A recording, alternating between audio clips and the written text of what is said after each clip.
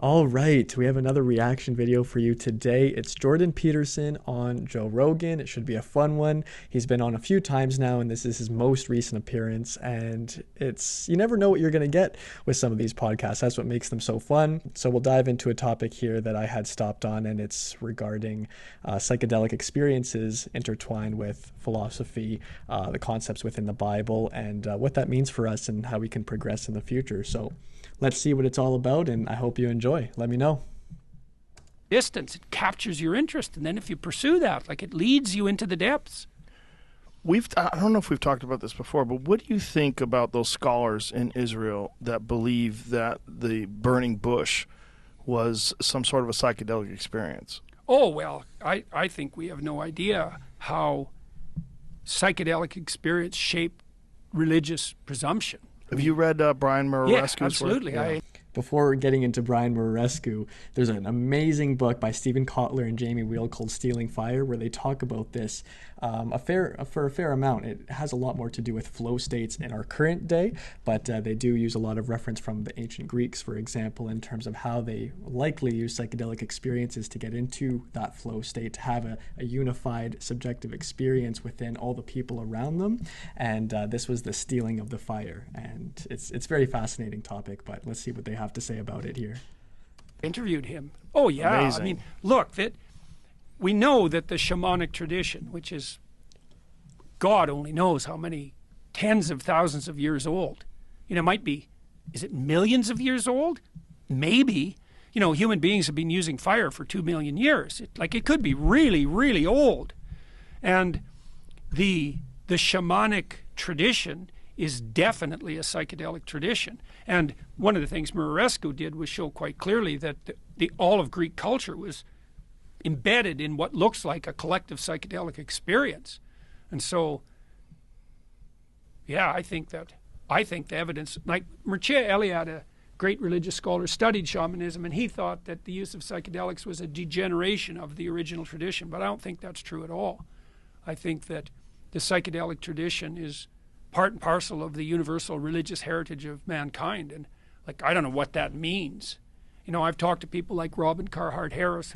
Something that just popped in mind that I find so funny is when we look into the past, and this isn't just about psychedelics, this has to do with a lot of different stories, myths, legends, whatever the case might be, is that we look into the past, and let's say in the context of psychedelics, we always see them as such profound experiences. They must have been so deep, so wise, and must have pushed civilization to a new frontier. And then I just think about sometimes how psychedelics are so prevalent and possibly pervasive in many cases in our society today, and we're like, oh my gosh, you just see a couple of people behind a gas station trying to get high, and that's the experience now 2,000 years later with possibly some of the same compounds. So it's funny how the perception of it takes a turn, and who knows what would have been like for them to just get high back then. Maybe they were just trying to have fun. Perhaps it had led to a lot of the creation of civilization, but we'll get more into that here.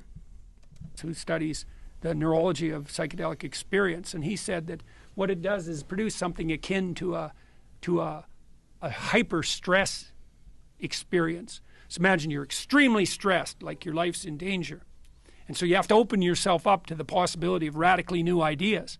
Well, a psychedelic substance puts you in that state of mind, and so that can be hellish, because you can collapse into like a catastrophic fight or flight defensive response, and magnified by the hallucinogen, then you're just in hell.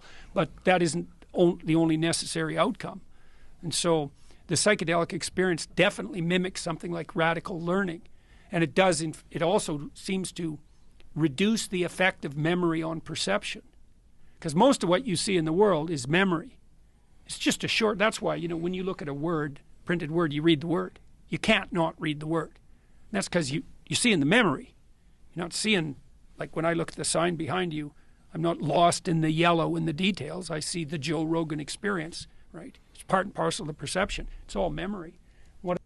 That's so fascinating, because when you think of when you're navigating your experience, even let's say in your own home, you see places that you've seen before, they almost get put on into the side of your perception where you just accept them as a natural order of how things are, whether it's people that you see, whether it's, like you said, reading a word. like Jordan Peterson had said here, like reading a word or looking at a sign that's familiar to you, we don't really question the complexity of it. And I'm curious about how deep does that go when we look at things? I'm even looking outside right now into like a tree, for example. Like how odd would that be to me if it was the first time I'd ever seen it, or the first time I'd ever even seen something like it?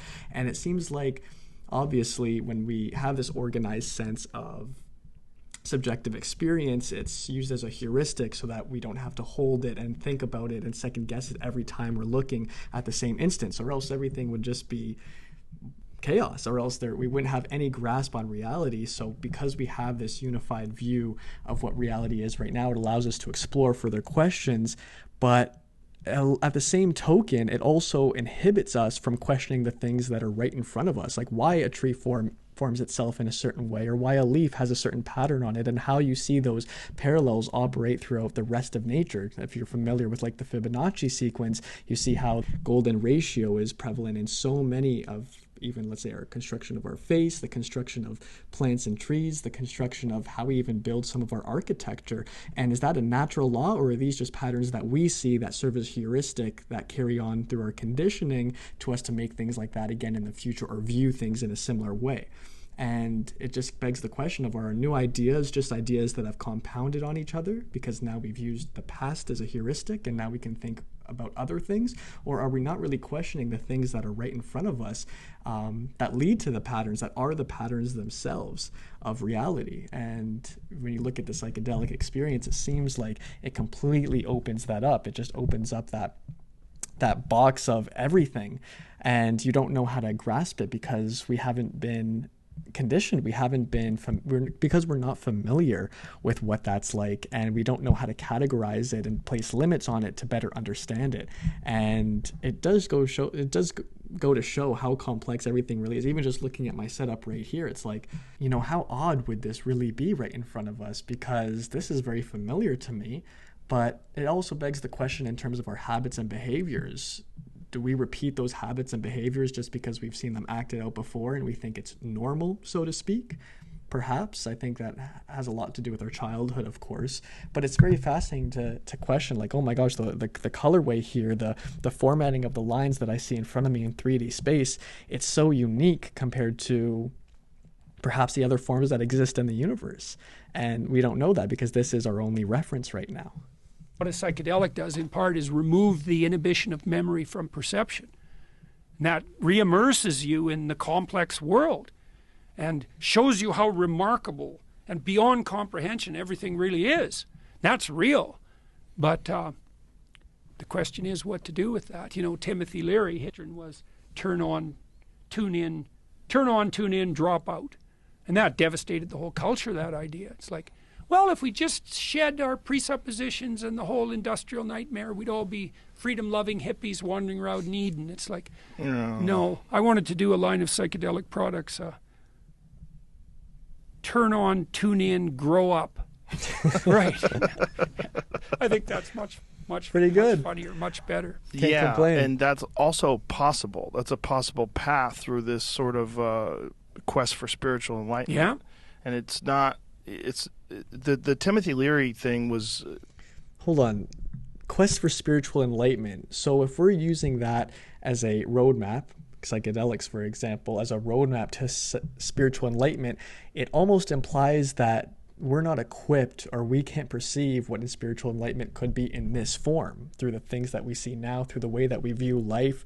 It doesn't seem like we're equipped with the senses necessary to sense a spiritual realm. And why then is that the case, that psychedelics might lead us to that? Okay, you see, at first it opens up that scope of view to enable you to open up to different forms, to different patterns, and different ways that life may operate. But if spirituality is inherent in every form, then why can't we see it within ourselves right now? And the answer is we probably could. Maybe we're just not paying attention to it. And why? I'm just fascinated, and I wonder why the nudge of a psychedelic experience would lead us in that direction if it's just as prevalent in a psychedelic experience as it is in our 3D experience. And I suppose because you actually remove your inhibitions in a psychedelic experience, and possibly you're in the mindset of looking for it. It actually might be that the more that you're looking for it in the case of a psychedelic experience is actually what more so leads you to it than the psychedelic experience itself. Now, of course, there's so much going on in the brain during a psychedelic experience that could lead you to perceive things in a new way, and that could be the reason why you're opened up to a spiritual experience. But I do think that there's something to be said for, because you're looking for it, because you're seeking it, you will perceive things in that way. And that's also just a natural way that the brain works. When you're looking for something and want to perceive it a certain way, you, within your cognitive bias, will find a way to view things in that matter a lot of the time. So it's very interesting, because if spirituality is so inherent, is so prevalent, then we should be able to tap into it right now. So what is it that's not allowing us to do so? And I think a lot of the reason why is because we see with our eyes more than we see with our heart. And we take in so much and absorb so much of our experience through just what we're seeing and make assumptions based off that, rather than seeing with the heart, with what we feel, with our intuition. And Søren Kierkegaard, he's a Danish philosopher, he makes a really good point when it comes to this topic, which is the fact that idealism and reality are actually both just as real. So the idea of, let's say, a unicorn is just as real as reality itself, where a unicorn doesn't exist. The difference is when we assume the ideal operates the way this reality does. They're both just as real. For example, I think a better example would be, do you know when you put a straw inside of a water glass and you see the light refracting where it looks like the straw is bent inside? Now, Kierkegaard would say that the way that you're perceiving that is just as real as the fact that the straw is actually straight going through. The fact that is you're assuming that what you're perceiving is how reality works. Your perceptions are not lying to you. We try to see something that's spiritual, but then when we assume that that's the way life operates in this form, there's a bit of a disconnect there, but both can be mutually exclusive within their own form. And yeah, there's a lot to dig into there. Let's see what they have to say. I mean, it was dismissed by a lot of other psychedelic pioneers of the time. They saw the flaws. Oh yeah, in that thinking. yeah, definitely. The people who were already experimenting with ideas of proper set, and also they knew that back in the early '60s. Yes, and also the people that had no desire to run a group of like-minded people, which Leary did. Yeah, he wanted to. He fell into that hippie culture, that hippie counterculture. He also, I think, he fell into the cult of personality. He fell into this thing that happens when too many people are paying attention to you. Yeah, and you think you have all the answers. Yeah, it's very dangerous. Yeah, especially if you combine that with psychedelic experience. Yes. That turns out to be a problem. That right. sounds like it could be dangerous. The intoxicating grip of that, the power that you have over these people, which is it's unavoidable. Mm-hmm. I know many people would say in this instance that is probably who. I'm not familiar with this person that they're talking about, by the way. But when they're saying that, when you see these instances where power starts to corrupt, I think that is evident. I think that definitely happens so much. We've seen that happen in history far too many times. But I think when you see people in these positions of power, and let's say a smaller scale where they have so much money and power over people, and they say, well, that's just their true character coming out. I definitely see where that's coming from.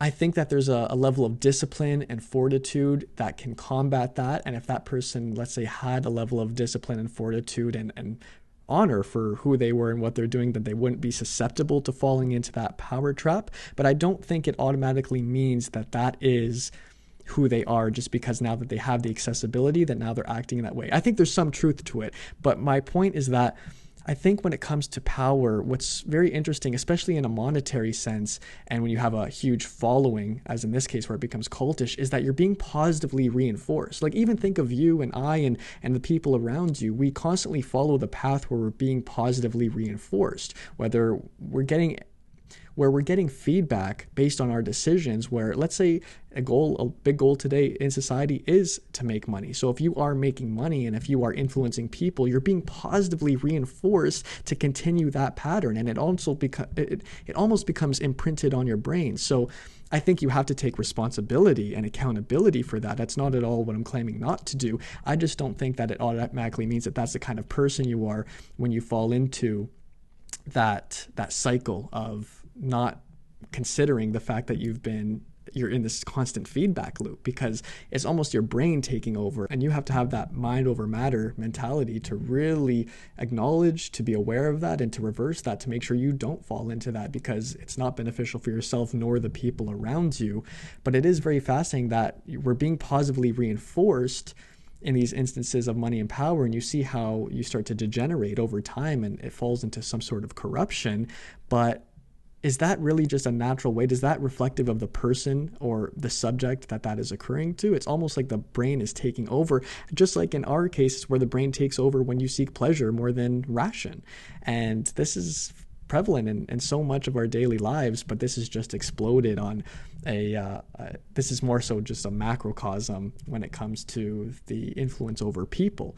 So that's just a quick note that I wanted to mention there, because it's very odd how this happens too many times. I don't think a lot of these people who are in these positions initially approached their behaviors in order to simply control other people. I just think they got lost in the positive reinforcement that they thought their decisions were correct because they got the money, which is a goal of many people, and they got the following where they're influencing people. So it's kind of like an imprint within them where, you know what they're doing seems to be working. But if that is your optimal value system, then you're going to neglect the virtue of honor, of respect, of a natural cadence with yourself where you're constantly introspective. And that's where I think you need to build up the education before getting that power and that money so that you're not as susceptible to that. But yeah, just a quick note I wanted to make to dissociate the difference between seeking power and then power just becoming a byproduct of positive reinforcement and not realizing it.